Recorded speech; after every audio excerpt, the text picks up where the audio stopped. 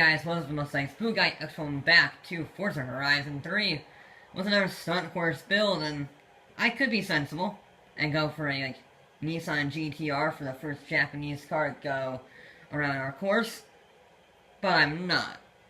So I'm going for a Toyota Corolla from 1973, and this is full throttle.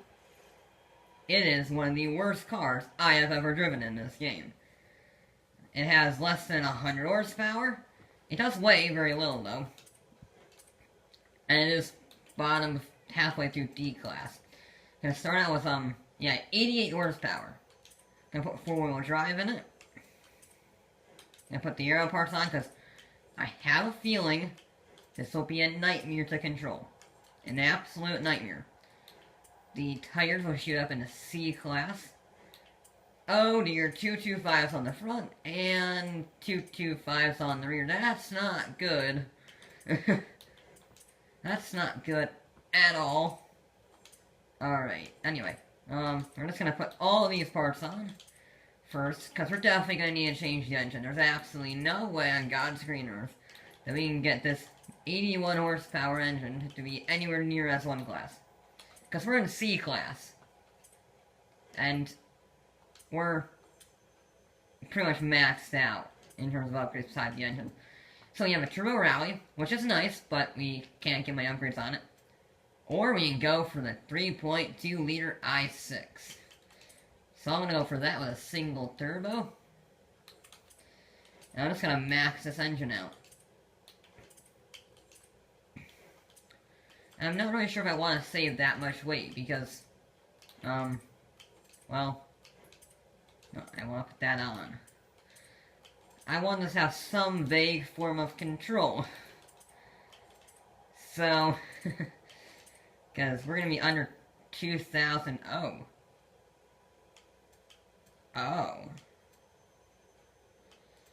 You see, I'm going to put this on. Gonna put this on. That's 752 horse. That lowers. You know, I'm gonna keep it like that. I'm gonna keep it just like that. That's 700. I can't put anything else on. Can I sneak a clutch on? That's not clutch, is it? That's clutch. Can I sneak a clutch on? No. Can I sneak a driveline on? No. I have 761 horsepower.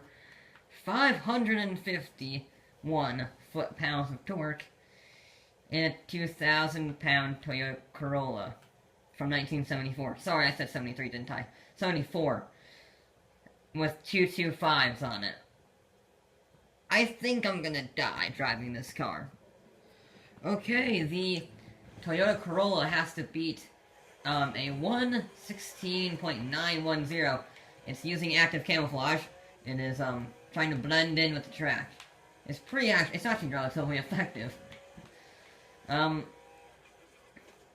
this has more power than the Infiniti, and it weighs 1,000 pounds lighter. So on paper, it seems pretty good, and actually it's not too bad in terms of putting its power down. Question is, will it have any form of grip around the corners? I don't think so. I really don't.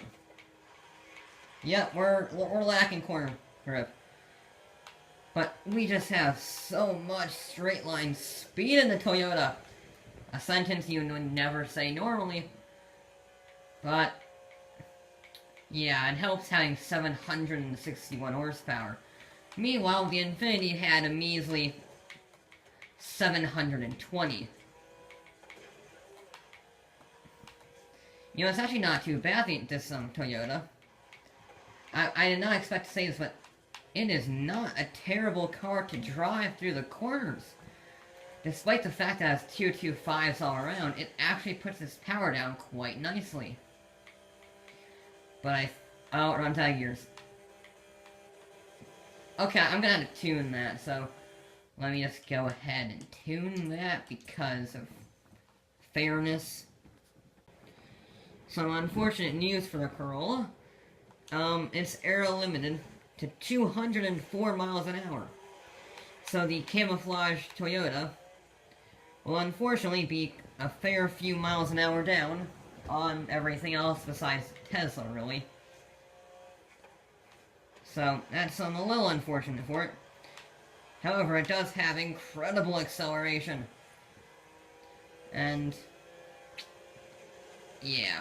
182 across the boost jump, one of the fastest we've seen. Besides, I think, oh no, not the horrible bumps, not the horrible bumps, no, no, no, stop bouncing around, you're not, I know drifting's a thing there, but don't drift now, okay, it's not fast. It's just not fast. Oh, I got a terrible boost. No, I got a terrible boost because of the whole bouncy situation. Well, that's unfortunate. Just coast, just... Oh, I braked and locked up the brakes. I almost recovered it, and then I didn't. It is very difficult threading the needle through there. It is incredibly difficult to thread the needle.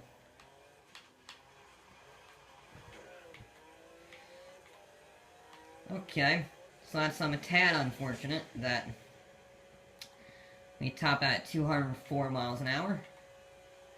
But, you see, that's just because of the, downhill slope. We start losing speed now. 206, 205, brakes. Yeah, 205 isn't the worst we've seen down there, but it's a good 15 miles an hour, 12 miles an hour, 15, whatever, off of the Infinity. Yeah.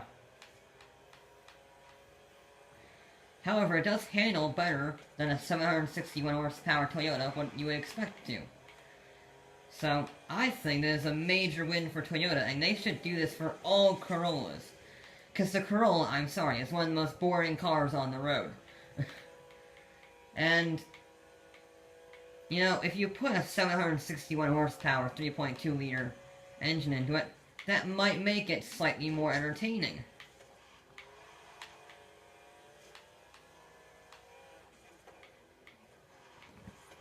Oh, I outbrake myself for that corner. No, and I royally screwed that section up. Royally screwed it up.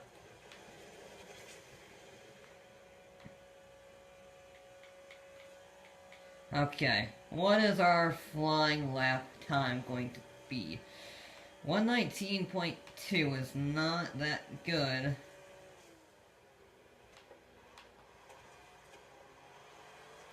That's much better through that section. That's much cleaner. Come on. That's 181. That's much better through the boost.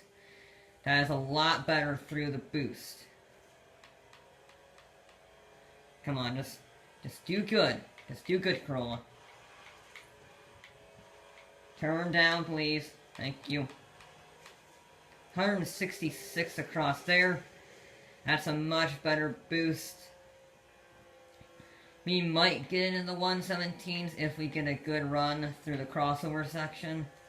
But that is rather difficult sometimes, especially with the less than adequate handling cars. It was sliding around, but we made it. Okay, then. Well, that was much, much better through the crossover point. That was a heck of a lot better. So this should be a half-decent run. And it is a 117. I figured it could get into the 117s. It's a very high 117. But it's a 117 nonetheless. Which means the camouflage Corolla will go into 6th place with a 117.978. Coincidentally, every single car in the 117s has 7.8 at the end of the thousands, which is pretty interesting.